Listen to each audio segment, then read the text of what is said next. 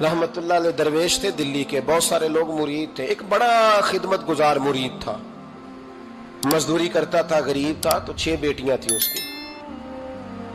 हजरत साहब के पास रोज आके कहता, हुजूर बच्चियों के लिए दुआ करें, अल्लाह कोई असबाब पैदा कर दे। एक बच्ची की शादी का खर्चा 1000 दिनार है और मैं गरीब हूं। हजरत साहब दुआ कर देते।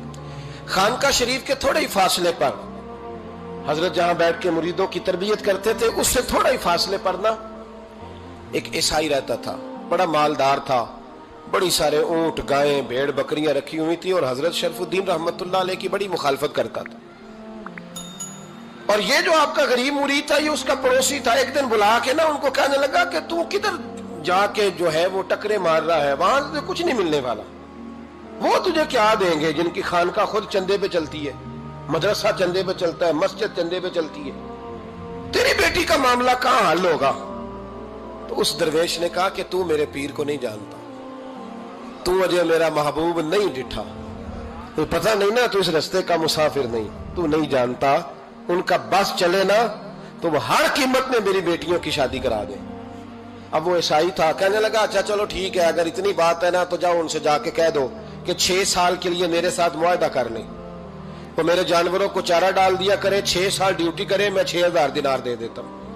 वो मेरे साथ 6 साल मेरे जानवरों को चारा डाले, रखते हैं ना आप चारा डालने के लिए, एडवांस पैसे दे के।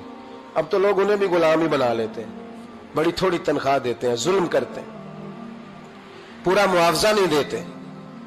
हजरत शेख शरफुद्दीन के बारे में वो कहने लगा, जब अपने पीर से जाके कह के मेरे जानवरों को 6 साल चारा डाले, मैं 6000 दे देता हूं, तू जो कहता है हर कीमत पे जाने को तैयार है। उसने जब ये बात की तो मुरीद ने नाराज हो गया, वो लड़ाई हो गई, गिरबान पकड़ लिया, झगड़ा हुआ, बात बड़ी दूर गई। इस तरह की बात करता मेरे हजरत के बारे में, तेरे जैसे कई मैं वहां काम पे रखा दूं। जब वो बड़ी बहस हुई, बात मोहल्ले में, इलाके में फैल गई, दुनिया ने सुन ली, तो शेख शरफुद्दीन तक भी पहुंच गई। इस तरह झगड़ा हुआ है। लोग सो गए इशा की नमाज के बाद। हजरत साहब ने ना सर पे कपड़ा लिया, उस ईसाई के दरवाजे पे दस्तक दी, वो बाहर आया, फरमाने लगे लोग तो सोच समझ के मुलाजम रखते हैं, तूने भी तो सोच ही लिया होगा, तभी तो मुझे ऑफर की है। तू अपनी ऑफर पे कायम है? वाकई मुझे रख लेगा और 6000 दिनार दे देगा? कहने लगा जा बाबा काम कर अपना। फरमाया नहीं, तूने इतने लोगों में बात की, इतनी बहस हुई, तो कायम है? कहने लगा मैं तो कायम हूं, पर आपने नहीं कायम रहना। फरमाया मैं सोच समझ के आया हूं। उसने कहा आप ड्यूटी करेंगे, भैंसों को चारा डालेंगे? फरमाया एक शर्त, बस जब अजान हो जाए ना तो मुझे रब की नमाज पढ़ने की इजाजत दे देना, बाकी सुबह शाम जो तू कहेगा। अगर उस गरीब की बेटियां ब्याही जाए तो मुझे और क्या चाहिए? उसकी 6 बेटियों का बोझ है उसके सर पे, तू मुझे रख ले। अल्लाह अकबर। वो कहने लगा चले पे मेरे साथ खते बंदगी कर ले। आजकल हम स्टाम करते हैं, उस जमाने में खते बंदगी होता था, गुलामी का खत, काजी शहर के पास, यानी उसका ख्याल था कि चलो स्टाम की बात करूंगा तो भाग जाएंगे। फरमाया चल मैं तैयार हूं। काजी तक गए, तय हो गया, 6000 दिनार दे दिए। हजरत ने मुरीद को बुलाया, फरमाया पुत्र ये ले जा, जा मेरी बेटियों को रवाना कर दे। कहने लगा हुजूर ये क्या कर रहे हो आप, कुछ सोचे? फरमाया यार जब तुझे बेटा बना लिया तो फिर मेरी पोतियां तो लगती हैं ना, मेरा हक तो बनता है ना, जा जाके ड्यूटी कर, उनको ब्याह दे। बात फैल गई। बादशाह भी अकीदतमंद था, वो 12000 दिनार लेके पहुंचा। क्या बताऊं इन रब के बंदों का दिल कैसा होता है, क्या दर्द होता है, क्या रंग। 12000 दिनार लेके बादशाह आया और आके हजरत को पेश किए, का हुजूर आप दें इस ईसाई को, डबल दें और जाए काम करें। आप फरमाने लगे तू पैसे दे, शर्तें ना लगा, मेरा जहां दिल करेगा मैं खर्च करूंगा, मुझे तो मजा ही अब आने लगा है, अभी तो लुत्फ आ रहा है, अभी तो जायका आया है कुछ करने का, पैसे देने हैं तो दे, पाबंदी ना लगा, जहां मेरा दिल करेगा मैं। उसने कहा हुजूर ठीक है रख ले। हजरत ने फजर मस्जिद में पढ़ी, जेब में 12000 दिनार थे, ऐलान फरमाया भी किसी और की बेटी भी बैठी है तो पैसे मेरे पास है। वो 12000 दिनार भी बांट दिया, और 12000 दिनार बांट के ना तो फिर चले गए खेत में चारा काटने। उस ईसाई को किसी ने बतलाया कि उनके पास तो 12000 आया है, पर तुझसे जान नहीं छुड़ाई उन्होंने, कि वादा ये हुआ था कि 6 देंगे तो जाएंगे, जब तक देंगे नहीं तेरे घर में काम करेंगे। वो ना चारा काट रहे थे, हजरत साहब तो वहां पहुंच गया, दूर जाके खड़ा हो गया, कहने लगा बाबा پہلے تو میں نے مسلمانوں کے اخلاق سنے تھے، اب تو میں نے دیکھ بھی لیے، پر یہ بتا جب 12,000 آیا تھا جان کیوں نہیں چھڑائی؟ تو حضرت چارہ کاٹتے کاٹتے رو پڑے، فرمانے لگے تو نہیں نہ جانتا یہ بیٹیاں سانجی ہوتی ہیں، پتہ نہیں نا؟ میرے رسول پاک نے تو حاتم تائی کی بیٹی کے سر پہ کپڑا رکھ کے کہا تھا بیٹیاں برابر ہوتی ہیں، تو یہ نہیں پتا جب اس کی 6 بیٹیوں کی شادی ہوئی ہے میرے اندر روحانیت کتنی بڑی ہے۔ فرمایا پھر 12,000 آیا ہے تو 2-4 بچیاں پھر گئی ہیں، تجھے نہیں پتا میں اندر سے راضی کتنا ہوں، میں تیری نوکری کرتا رہوں گا، پتہ نہیں اللہ کتنی بیٹیوں کو بیاہ دے گا۔ اتنا رویا وہ عیسائی کے پیروں میں بیٹھ گیا، کہنے لگا بابا میں نے تیری مخالفت کی ہے پر تیرے قریب آ کے پتہ چلا ہے کہ تو بہت اونچے اخلاق کا مالک ہے، اور اگر تیرا یہ مقام ہے تو تجھے اخلاق سکھانے والے محمد عربی کی شان کتنی ہوگی۔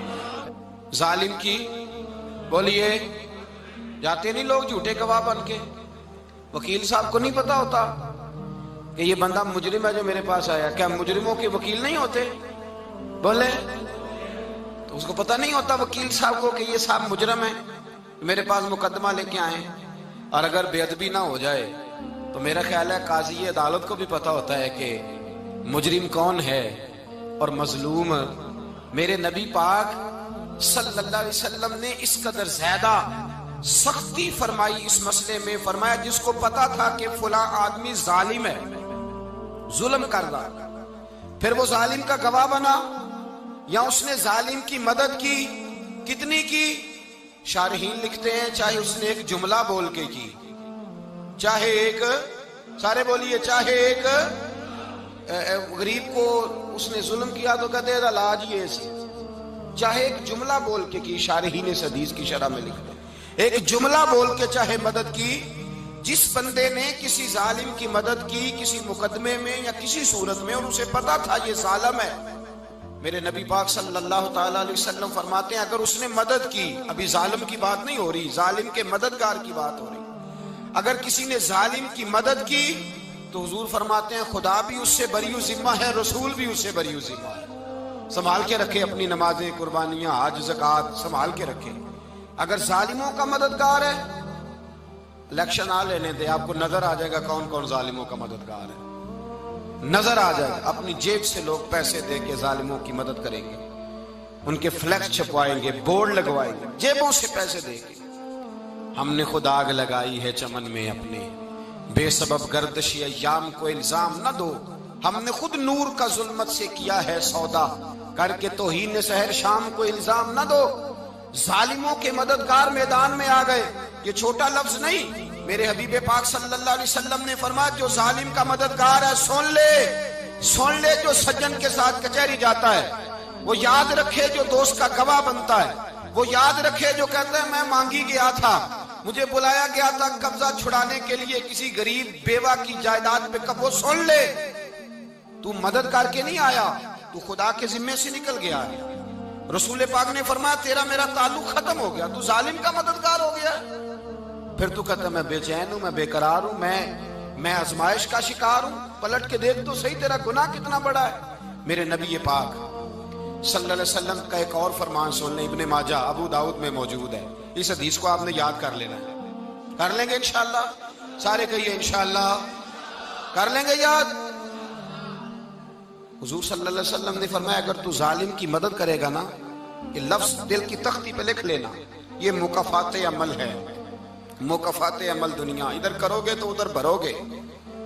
فرمایا اگر تو کسی ظالم کی مدد کرے گا، سن لے حضور کا فرمان ہے، اگر تو ابن ماجہ ابو داؤد سیاہ میں موجود ہے، فرمایا اگر تو کسی ظالم کی مدد کرے گا تو رب تعالیٰ مرنے سے پہلے تیرے اوپر بھی ظالم کو مسلط کر دے گا، تیرے اوپر بھی ایک دفعہ ظلم ضرور ہوگا اگر تو ظالم کی، وہ کسی صورت میں بھی ہو سکتا ہے، کسی صورت میں بھی تیرا بیٹا ہی اٹھ کے ظلم کر دے گا، تو الجھ جائے گا، کسی نہ کسی جگہ تیرے لیے تباہی کا سامان ہوگا، تیرے اوپر ظلم ہوگا، اس لیے کہ تو ظالموں کا مددگار ہے۔ چاہیے یہ تھا کہ تو مظلوم کی مدد کرتا، انسانی ایمانی یقین کا فریضہ سر انجام دیتا، تو ظالموں کا مددگار ہو گیا۔ ٹٹول کے دیکھ لیں، رزلٹ نکال کے دیکھ لیں، ہمارے زمانے میں ظالموں کے مددگار زیادہ ہیں، اتنی لمبی زبانیں نکال کے ظالموں کی مدد کرتے ہیں، بڑے بڑے کالم نویس اللہ نے انہیں قدرت دی لکھنے کی، تو اپنا قلم ظالموں کی مدد میں خرچ کرتے ہیں۔ وہ لوگ جن کو اللہ تبارک و تعالیٰ نے قدرت دی، ہمت دی، طاقت دی، کچھ لوگ ان کے حلقہ احباب میں، وہ اپنے لوگوں کو استعمال کر کے ظالموں کی مدد کرتے ہیں، ظالموں کی مدد کرتے ہیں۔ میرے نبی کریم سید عالم نور مجسم صلی اللہ علیہ وسلم نے فرمایا، اگر تو نے ظالم کی مدد کی تو جب تک تو توبہ نہیں کرے گا رب تجھ سے ناراض ہی رہے گا۔ اللہ تجھ سے، او بھائی جس سے رب بھی ناراض ہو گیا، نہ کھانا نہ پینا نہ سونا نہ جاگنا نہ نیند، پھر تیری ہر چیز تیرے لیے آزمائش ہو جائے گی، پھر تیرا سایہ بھی تیرے لیے خوف کا سامان بنے گا، پھر زندگی جیتی جاگتی لاش بن جائے گی، تو اپنے کندھوں پر اپنی میت اٹھائے پھرے گا جب تو ظالم کا مددگار ہوگا۔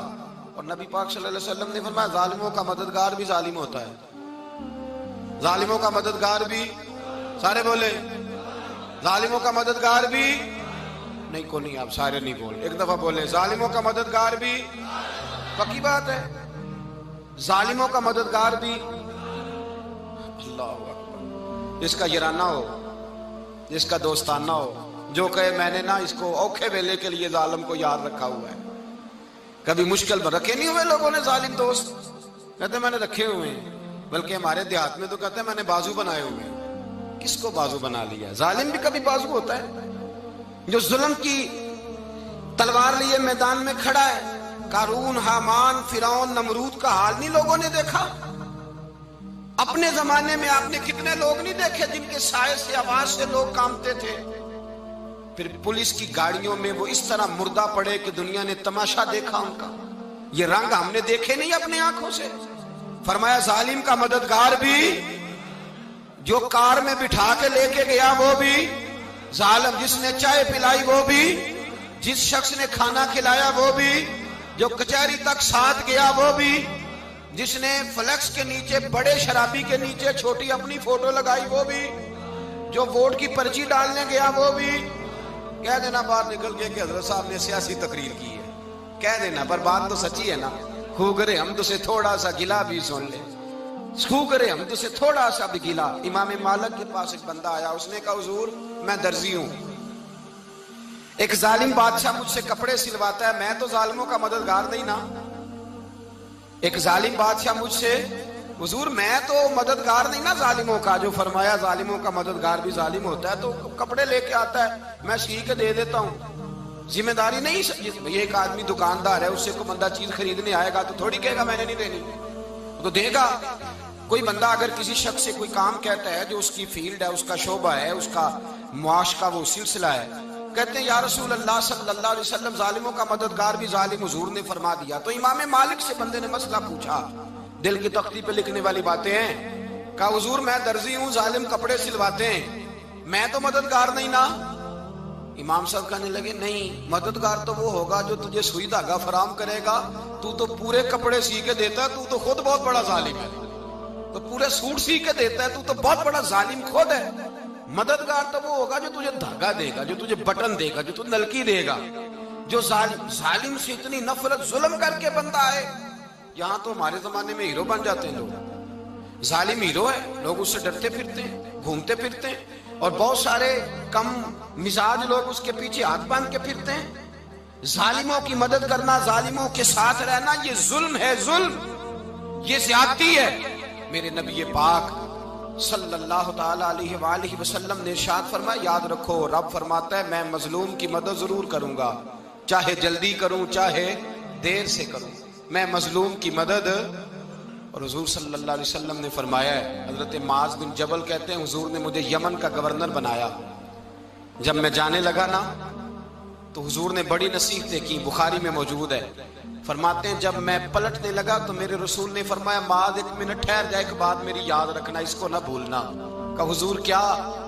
فرمایا دیکھنا کسی پہ ظلم نہ کر بیٹھنا، کہیں تجھ سے زیادتی نہ ہو جائے۔ محبوبہ پھر حضور نے فرمایا سن میرے معاذ، میں تجھے گورنر بنا رہا ہوں، زیادتی نہ کر بیٹھنا۔ یا رسول اللہ صلی اللہ علیہ وسلم کیا ہوتا ہے؟ تو میرے کریم نے فرمایا جب مظلوم دعا کے لیے ہاتھ اٹھاتا ہے تو عرش کا مالک کہتا ہے فرشتوں پیچھے ہٹ جاؤ، عرش کا مالک کہتا ہے فرشتوں پیچھے ہٹ جاؤ۔